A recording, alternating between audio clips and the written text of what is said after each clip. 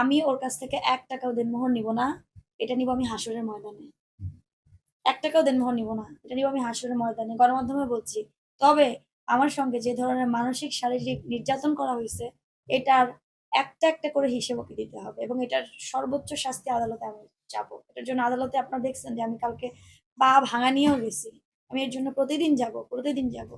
কিন্তু ওর যেই পাস্ট গুলো আসতেছে, ওগুলো আমাকে ট্রমাটাইজ করে দিচ্ছে। যেই ছেলে বলতে পারে যে আমার প্রথম স্ত্রীর সাথে সংসার হচ্ছে ৭ দিন, তুমি আমার সব, সেই ছেলের এখন এগুলো বের হচ্ছে অ্যাজ এ ওয়াইফ। আমি তো কোনো কিছু গোপন করি নাই। আচ্ছা আপু, মানে তার সাথে আপনি কি অফিসিয়ালি ডিভোর্স হয়ে গেছে? না, অফিসিয়াল এখন ডিভোর্স হয় নাই। সে যদি আমার কোনো এসে যে সরি বলে ক্ষমা চায়, তাহলে কি ক্ষমা করবেন? সে আমি একটা কথা বলেছি, কাবাগরের গ্লাস ধরেও যদি বলে যে আমি ভালো হয়ে গেছি, শুধরে গেছি, সরি ভাইয়া। না, আমি জানতে কেন চাই। জানেন? কারণ মানুষের ভুল একবার হয়, দুইবার হয়, বারবার যেটা হয় ওটা অভ্যাস। তার এত বছর আগের প্রথম বিয়ের প্রথম শাশুড়ির কাছেও কিন্তু বাড়ি রেখে ১ কোটি টাকা চেয়েছিল, বাড়ির দলিল রেখে। সেটাও কিন্তু সবার কাছে ভিডিওটা আছে, অডিওটা আছে। আর শাশুড়ির ভাষ্য। সে তো শুধরানোর না। আচ্ছা আপু, এই যে এখন তো সে জেলে আছে, সবকিছু মিলে আপনি কোনো চাপে আছেন কিনা বা কোনো আমাকে থ্রেট দিয়ে গেছে। আমি সেদিন যাওয়ার সময় বাইক দিয়ে ২ টা ছেলে এসে থ্রেট দিয়ে গেছে যে মামলা তুলে নাও, নাহলে তোমার মামলা তুলে নেন, নাহলে আপনার ক্ষতি হবে। তো এটা তার, যেহেতু তার বোন এখন বের হয়েছে, বোন জামাই হতে পারে, যেহেতু তার বোন মা তার প্রথম স্ত্রীর বাসায় গিয়েও থ্রেট দিয়ে আসছে বাচ্চাকে নিয়ে আসবে। তো হয়তো তারা হইতে পারে, যেহেতু তারা নিম্ন মধ্যবিত্ত, তাদের কোনো মানে নাই, তারা হয়তো চিল্লাচিল্লি, সাউট, চিৎকার এগুলো করাতেই অভ্যস্ত। আর প্রথম স্ত্রীর সাথে কি আপনি যোগাযোগ হয়েছে এখন? এখন হয়নি, আগে হয়েছিল। যখন জানতে পারি বিষয়টা, তখন আমি মেনে নেই যে ঠিক আছে, আমার তো দুইটা আমি বিধবা মানুষ, আমার দুটো বাচ্চার বাবা যদি হয়, ঠিক আছে, ওর একটা বাচ্চা, ডিভোর্সই তো আচ্ছা, হয়ে আপনি গেছে। বিয়ের পরে জেনে তখন মেনে নিচ্ছে? মেনে নিছি।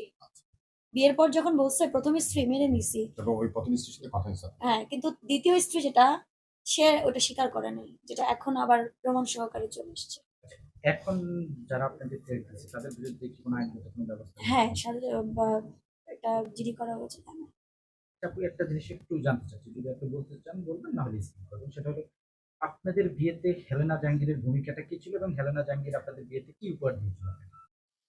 আমার বিয়েতে উপহার দেয়নি। আমার পেজে গেলে আপনারা পাবেন। বিয়ের ২ দিন পরে তার বাসায় দাওয়াত দেয়। তো আমি মিষ্টি-টিষ্টি সমস্ত কিছু নিয়ে যাই। ২ দিন না, ১ দিন পর, সরি, ১ দিন পরে দাওয়াত দেয় মোস্ট প্রবাবলি। মিষ্টি-টিষ্টি নিয়ে যাই। তখন গিয়ে দেখি সেখানে এসে আমার জন্য একটা ডায়মন্ডের রিং, মিয়ার জন্য কিছু shirt piece as a gift দেয়। বিয়ের দিন কিছুই দেয়নি। এবং দেখেন, রাসেল মিয়া ইন্ডাস্ট্রিতে কতদিন জানি না। আমি কিন্তু শিশু শিল্পী হিসেবে ইন্ডাস্ট্রিতে। ছোট থেকে বড় হয়েছি মিডিয়াতে। প্রত্যেকটা মানুষ আমাকে চেনে, প্রত্যেকটা সাংবাদিক মহল চেনে, প্রত্যেকটা টিভি মিডিয়া, প্রিন্ট মিডিয়া আমাকে চেনে, আমার গান অনেক সিনেমাতে গিয়েছে। আমার জায়গায় একটু বিবেচনা করেন যে সে কিন্তু তার গার্ডিয়ান হিসেবে হেলেনা আপাকে দেখাইছে যে, এবং আপনারা বিয়ের লাইভটা দেখলেও দেখবেন, বিয়েটা তো পুরো অন লাইভে ছিল। সেখানেও কিন্তু হেলেনা আপাই ছিল তার একমাত্র লিগ্যাল গার্ডিয়ান এবং এটাও বলেছে যে রত্না আপা, হেলেনা আপা, এখন কেউই আসলে কারো নাম নিয়ে আসতে চায় না। কেউ চায় না তাদের নাম আমি বলি। ঠিক আছে, বললাম না, বিপদের সময় আল্লাহই যথেষ্ট আমার জন্য, আর কারো দরকার নাই। তার যে সার্কেলটা আছে না, সারাম তার সার্কেলটাকে শপিং করতে দেওয়ার জন্য শুটিং এ থেকে ৫০,০০০ পাঠিয়েছে। তারপর ১ লাখ টাকা নিয়ে এসে সে আমাকে ৭,০০০ টাকার একটা ডায়মন্ডের নাকফুল, একটা লাল রঙের বিয়ের শাড়ি কিনে দিছে। আর তার যাবতীয় যা আছে সমস্ত বিয়ের ডালা থেকে শুরু করে তাকে প্লাটিনামের ২,৯০,০০০ টাকা দামের রিংই আমি পরাইছি। সেগুলো সমস্ত কিছু আমার খরচ। আচ্ছা, এবং দ্যাটস দ্য রিজন, কিন্তু উসুলও সেখানে ২ লক্ষ টাকা উসুলও দেখানো আমি ছিল কত? ১০ লাখ। ১০ তে ২ লক্ষ টাকা ওষুধ।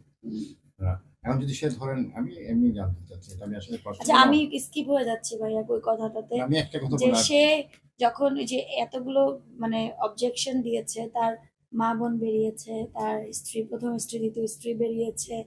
আর আমি একটু আজকে সকালে যখন দেখলাম, আমি মেন্টালি ট্রমাটাইজ, কারণ আমি লাইভ করতে গিয়ে নামার সময় সিঁড়ি থেকে পড়ে গেছি, মানে চোখ ব্লার হয়ে বিপি চলে গেছে, দেখি বোঝা যাচ্ছে। আমার পায়ে এরকম ফোলা। তো আমি পরে একদম স্ট্যাটাস দিছি যে